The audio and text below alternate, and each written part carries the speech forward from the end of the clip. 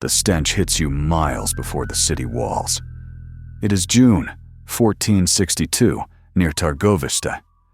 Sultan Mehmed II, the man who toppled Constantinople, pulls his reins tight, his face draining of color. Before him lies a valley planted not with crops, but with 20,000 Ottoman prisoners lifted high on rough-hewn stakes. This is the masterwork of Vlad the Impaler, a prince who has turned the land itself into a weapon against the empire that raised him. Above the silent field, a single blackbird bends on a wooden post that glistens with grease and old blood. This oiled timber is the only law that remains here. Why would a vassal prince invite such total annihilation upon his own territory? And what specific, calculated secret was Vlad trying to hide behind this wall of decaying bodies? The wood remembers what the history books forgot. If you enjoy these dark histories, leave a like and subscribe, and comment below where you're listening from. And now, back to the story. The catastrophe of the night attack fades, replaced by the rhythmic clanking of iron shackles. It is the morning of June 18th, 1462. The smoke from the Ottoman camp still clings to the damp wool of the captives' tunics. Thousands of Mehmed's elite Janissaries, men who were promised the wealth of Wallachia, are now stripped of their armor and herded like cattle toward Târgoviște. There is no glory here, only the smell of wet earth and the bruising grip of Wallachian guards. The descent is not just into a dungeon, but into a system of administrative cruelty. Vlad does not merely cage his enemies, he sorts them. In the courtyards of the princely court, scribes with wax tablets record ranks, not names. The individuality of the soldier is erased, replaced by a utility value. High-ranking commanders are separated from the foot soldiers. The oiled timber appears again, stacked in the corners of the yard, raw and unsharpened, a silent promise of what is to come.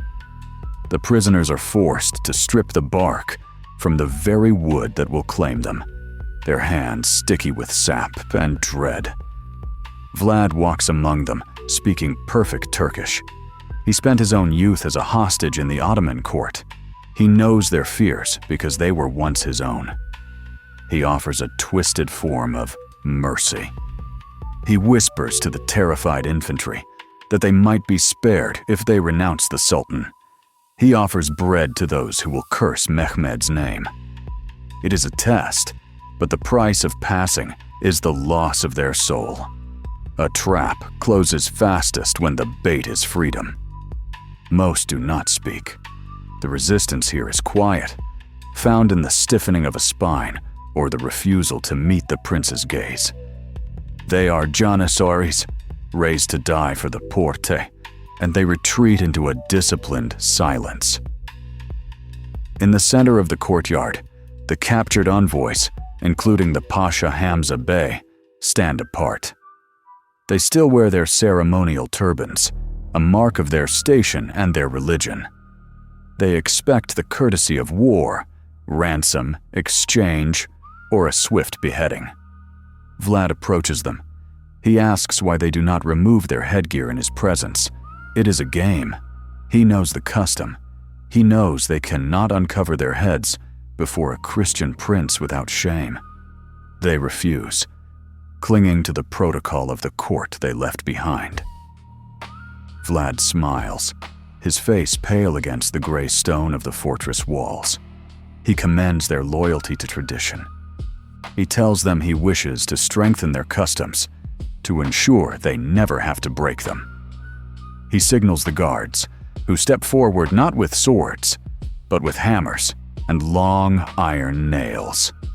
The silence of the courtyard is broken only by the dull thud of metal driving into bone. Tradition creates a cage that no key can open. The valley outside Târgoviște is no longer a battlefield. It is a construction site of death. The air is thick with the smell of rendering fat and fresh sawdust. Teams of Wallachian laborers, silent and pale, work in shifts to strip the branches from thousands of trees. They are preparing the oiled timber, stout poles, greased with animal fat not to burn, but to slide.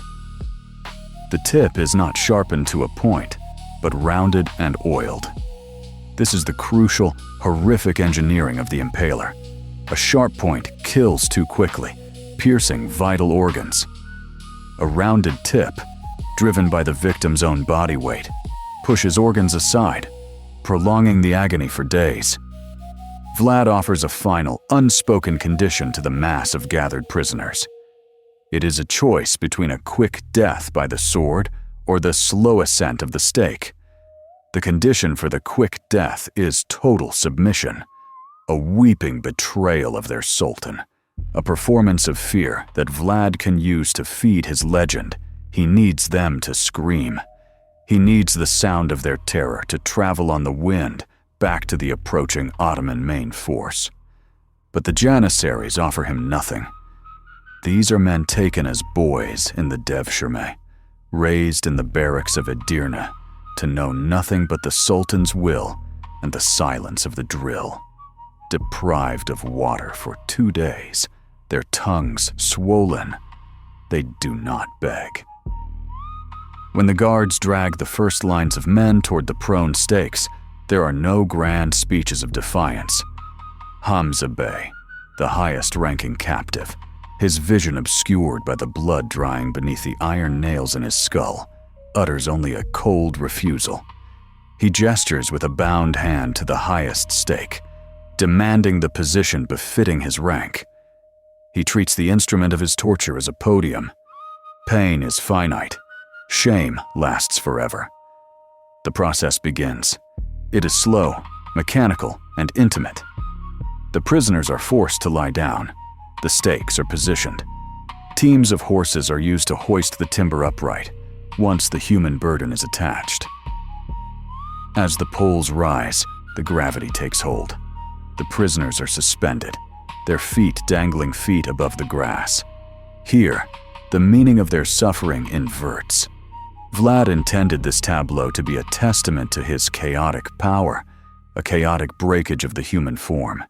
Instead, the Janissaries turn it into a demonstration of iron will. As the sun climbs over Wallachia, the valley does not fill with the cacophony of screaming that Vlad desired. It fills with a low, rhythmic groaning, a chant of the dying that sounds less like panic and more like prayer. Their training, designed to make them conquerors, now allows them to endure the unendurable, with a stoicism that terrifies the Wallachian executioners. They do not thrash. They hang still, conserving their remaining life, turning their bodies into statues of accusation. We now understand the why. This was never merely about sadism, nor was it simple madness. Records suggest Vlad had a force of fewer than 30,000 men to oppose Mehmed's 150,000. He could not win a war of steel. He had to win a war of the mind. The price of this victory was the total forfeiture of his humanity. He spent 20,000 lives to build a psychological wall that no siege engine could breach. He turned the prisoners into a landscape of horror so absolute that the Ottoman army, the greatest fighting force on earth, would simply refuse to walk through it. The grease on the wood gleams in the twilight. Hamza Bey is raised on the tallest stake, dressed in his fine robes, elevated above his men even in death. He looks south toward the approaching Sultan. He is dead, but he is still standing. The trial is over. The silence of the forest is heavier than the soil. A dead man stands guard longer than a living one. The sun beats down on the valley, but the air is freezing. It is a cold born not of weather, but of a profound biological wrongness. The Ottoman army, a sprawling dragon of steel and silk that stretches for miles, comes to a grinding, confused halt. They have arrived at the outskirts of Târgoviște, expecting a siege, the crash of cannons, the desperate sortie of a trapped prince. Instead, they find the forest of the Impaled. It is a city of the dead, a grid of suffering laid out with geometric precision. The vanguard stops first. Then the silence ripples backward, rank by rank, until 150,000 men are standing perfectly still. There is no order given to halt. The body simply refuses to march forward. The oiled timber motif has reached its final, terrible evolution. The stakes are no longer tools of torture. They are the trees of a new, grotesque orchard. They cover an area nearly 3 kilometers long and 1 kilometer wide. The right here is wordless. The Ottoman soldiers, hardened veterans of Anatolia and the Balkans, do not jeer. They do not avert their gaze. They stare. It is a collective act of witnessing that burns the image into the generational memory of the empire. They walk slowly through the rows, their boots sinking into mud, made slick by the fluids dripping from above. The only sound is the wind, whistling through the forest of stakes, and the flapping of carrion birds that have grown so fat they can barely fly. The dead do not blink when you approach. In the center of this necropolis, Sultan Mehmed II finds the hidden place Vlad prepared for him. It is not a hidden bunker or a treasure room, but a specific vantage point. Here, the stakes are highest.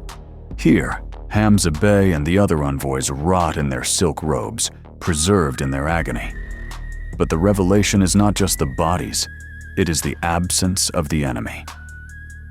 Byzantine chronicler Leonikos Chalkokondyles records the moment the Sultan's spirit broke. He writes that the Sultan, a man who conquered the unconquerable city of Constantinople, looked upon this field and asked, "How can I despoil a man who does this?" It was not a question of strategy.